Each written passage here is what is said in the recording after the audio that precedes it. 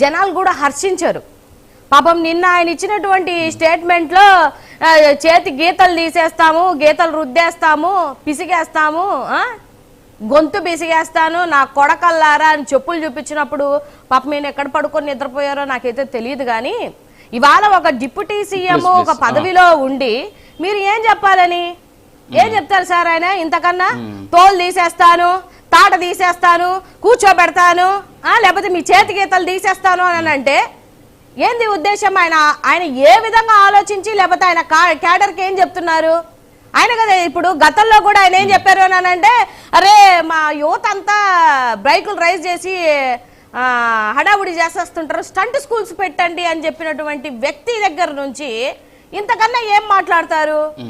గుడమేల్లోనో ఎక్కడో బీటెక్ చదువుతున్న ఆడబిడ్డల దగ్గర కెమెరాలు పెట్టారు అన్న రోజు 2 బెత్తం దెబ్బలు కొడితే చాలు అన్న ఇలాంటి వ్యక్తి దగ్గర నుంచి ఇంతకన్నా ఏం ఎక్స్పెక్ట్ చేస్తారు? నేను అడుగుతున్నా పవన్ కళ్యాణ్ గారిని, మీరు ఎవరు తాట తీయడానికి లేదంటే ఎవరి చేతి గీతలు తీసేయడానికి ఎవరు తోలు తీయడానికి మీరు రెడీగా ఉండాలి అని అంటే, ఆయనకి ఇప్పుడు ఫారెస్ట్ కి సంబంధించినటువంటి మినిస్టర్ కూడా ఈయనే కదా సార్. సో నేను అడుగుతున్నా, తిరుపతి ఫారెస్ట్ ఆఫీసర్స్ కి సంబంధించిన 820/2025/SKH/2025 బిఎన్ కదిరినాల మండలం Kalivettu revenue village land covered under survey number 295 ఉంటే ఒకసారి సర్వే నంబర్ చెక్ చేసుకోమని చెప్పండి. ఈ ల్యాండ్ ఫారెస్ట్ ల్యాండ్ అడ్డగోలుగా కల్కి ఆశ్రమంకి ఫారెస్ట్ దగ్గరగా 20 ఎకరాల 50 సెంట్లు ఇచ్చారు, అడ్డగోలుగా ఇచ్చారు. సో దీన్ని చేతనైతే వాళ్ళ దగ్గరికి వెళ్ళిపోయి వాళ్ళ తోలు తీస్తారో లేకపోతే వాళ్ళ గీతలు మార్చేస్తావో లేకపోతే వాళ్ళ నిల్చోబెడతావో, తంతావో, గొంతు పిసుకుతావో, పిసికి తర్వాత మీరు మీ సభలలో గట్టి గట్టి స్పీచ్లు ఇస్తే జనాలు వింటారు.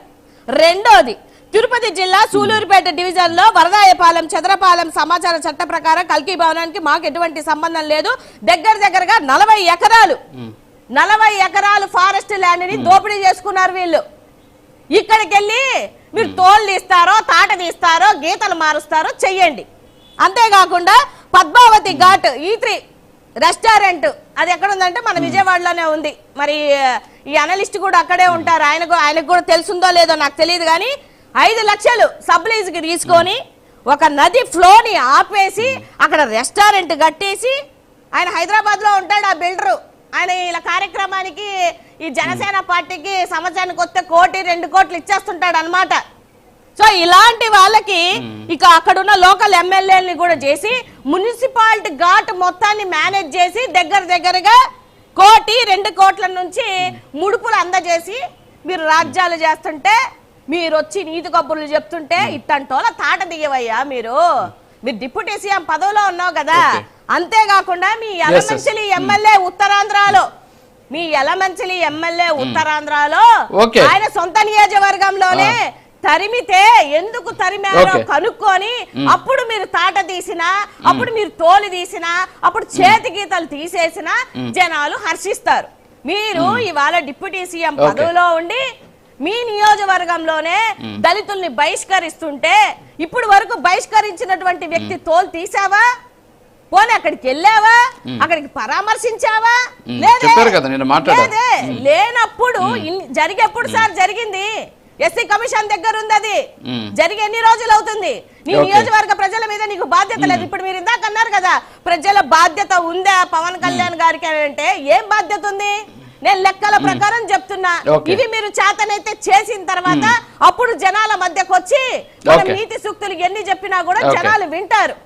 మనం ఎప్పుడో ఫ్రీగా ఉన్నప్పుడు ఖాళీ టైంలో వచ్చేసి 4 స్పీచ్లు ఇచ్చేసి బెదిరించి ఏం రౌడీ రాజకీయమా? 5.5 కోట్ల మంది జనాలు స్పీచ్లు చూస్తున్నారని తెలియకుండా తోలు తీసేస్తాను, తాట తీస్తాను, చేతులు గీతలు తీసేస్తున్నాను అని అంటే మీ క్యాడర్కి ఏం చెప్తున్నారు? అంటే బెదిరించవచ్చా మేడం?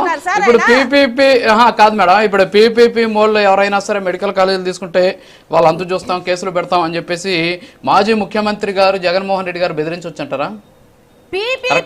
ఒక విషయం చెప్తాను చూడండి, పీపీపీ విధానం ద్వారా ఎవరైతే టెండర్లకు వచ్చి అడ్డగోలుగా ప్రభుత్వ హాస్పిటల్ దోపిడీ చేయడానికి రెడీ అవుతున్నారో వాళ్ళని కోర్టు ముందు వాళ్ళు తాట తీస్తానన్నారు. అవునా? మీరెందుకు రెస్పాండ్ అవుతున్నారు? లోకేష్ బాబుకి